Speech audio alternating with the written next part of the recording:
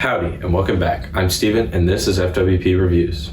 Today we're going to be taking a dive into Steve McQueen's latest work, the Small Axe film series. This is a 5-film anthology that centers around historical racism in the United Kingdom. The 5 films include Mangrove, Lover's Rock, Red, White, and Blue, Alex Wheatle, and Education. There's a lot of debate about the order you should watch these films in. However, I'm going to let the viewer decide for themselves, and I'm going to review them in the order they were released. I've got quite a bit to cover, so let's jump right into it.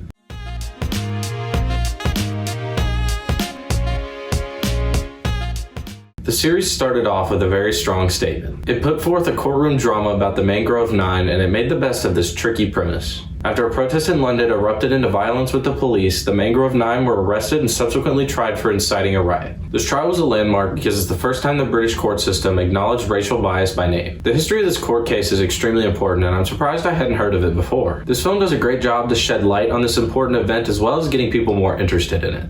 It is an extremely interesting and compelling story, and put to film it works pretty well. Courtroom dramas can traditionally get to be a bit much very easily. Usually the humorous ones are the ones that end up working the best. This telling didn't have a lot of room for humor because of the tone of the overall story as well as the monumental nature of this case. However, this movie effectively captures what's entertaining about the case but never lets it take the reins from the thematic elements of the movie. The beginning of this movie is less about the courtroom drama and more about the community that this event happened in. It works to build strong thematic elements around the relation with the police, and it has a strict command of its craft.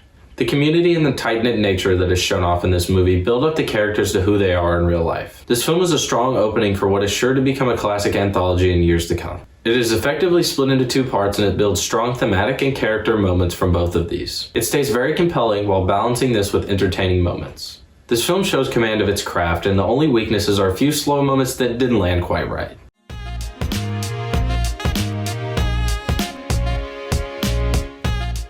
The second film is Lover's Rock. Lover's Rock is about dancing, love, dancing, racial tension, dancing, violence, and a whole lot more, including dancing.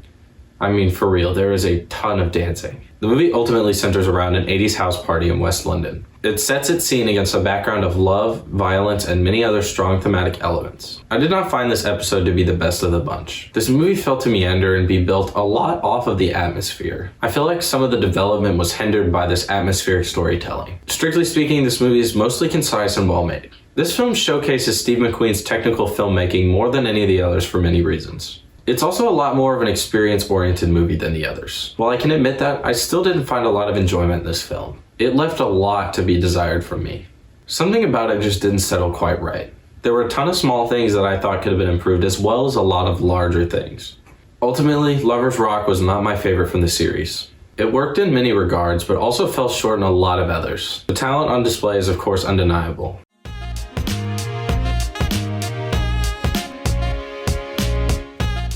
This film is the peak of the series for me. A young man who is a research scientist decides he wants to join the police force. Leroy finds a lot of resistance to his decision by his community, family, and friends. He of course defies them and goes to the police academy, and he flies through with flying colors. This movie feels the most tender, and it has the most effective narrative from start to finish. There's a lot less to critique in this movie than any of the others. This movie also has a lot of the strongest thematic elements of the series. There are also a lot of character interactions that encapsulate the themes and arcs we're seeing across the whole anthology. John Boyega is a force to be reckoned with in this movie. Personally, I think he gives one of the best performances of the year. We see the passion he has for this role in real life translate really well into the film.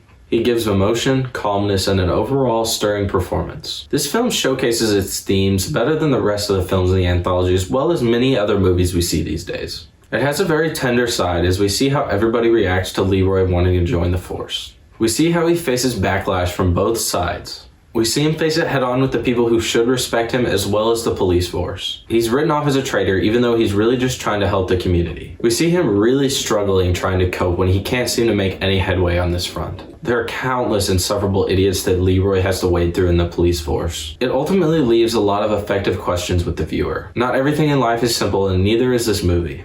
It also ends on a somewhat strong, reflective note at the end that really puts the whole movie into a perspective that I wasn't quite expecting.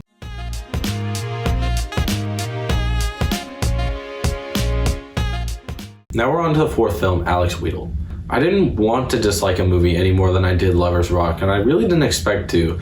but somehow Alex Wheatle disappointed me even more. This film in the series is unfortunately the weakest link. It feels like a sloppy, ultimately unsatisfying retelling of the upbringing of Alex Wheatle. There are a lot of strong moments in this film. However, the themes and narrative devices just aren't fresh enough to support this film. It really is a great story, but it really just plays out more meh than anything else. This film is short like a lot of the other films in this Small Axe anthology, and I normally wouldn't mind that. In the case of this film though, I feel like there's a lot of time that could have been spent on the characters to make them more compelling, and it would have made this movie way better. Even with a lot of changes, I feel like this story could never be at the same caliber that Mangrove and Red, White, and Blue were. This is ultimately the weak link in a great film anthology.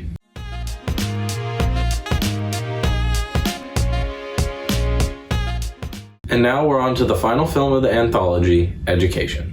I feel like Education is the only shorter film in the series that actually used that to its advantage. In this film, we see through the eyes of one family how the UK education system has historically discriminated against and failed the black community of the United Kingdom. This premise is ultimately very effective for this film. There are a lot of strong and intimate character interactions in this movie. It showcases really well how it's really hard to place blame when a child is struggling in school. Usually these parents blame each other and blame anything but the school that is what's ultimately failing them. It's ultimately a sad truth that is showcased in Education. This movie works to educate about education. It is really emotional, and I really felt myself feeling it several times throughout the movie. I think this film really captured the tone it needed to. The effective narrative is brought to an even higher level by the effective themes. I found the closing scene to really well encapsulate what this movie was going for both thematically and story-wise. Ultimately, Education has a lot going for it despite its shorter runtime, and I think that it wraps up the anthology really well. That's all I've got for you guys today. I highly recommend this anthology to anybody and everybody. It has a lot to show, and it is backed up well in most cases. With that, I'll bid you all farewell. I'll see you all on Christmas Day for a special video I've been planning out for a while now. Check out my Instagram at FWPReviews100 for nearly daily written reviews about the newest movies. And with that, this is FWP Reviews signing off. Thank you guys so much for watching, and I'll catch you all in the next one.